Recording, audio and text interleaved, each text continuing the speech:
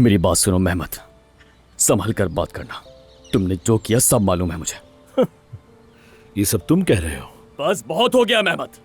अब हमारे बीच साफ साफ बात होगी और फिर यहीं खत्म भी होगी, समझ गए?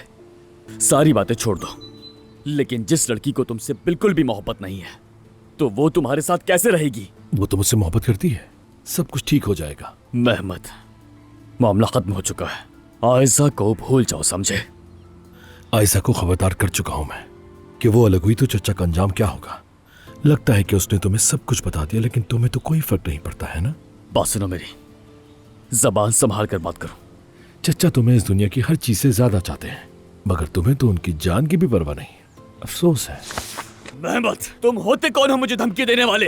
हाँ, आयशा का पीछा छोड़ दो मेहमत। देखो मेहमत, अब ये तमाशा बंद करो।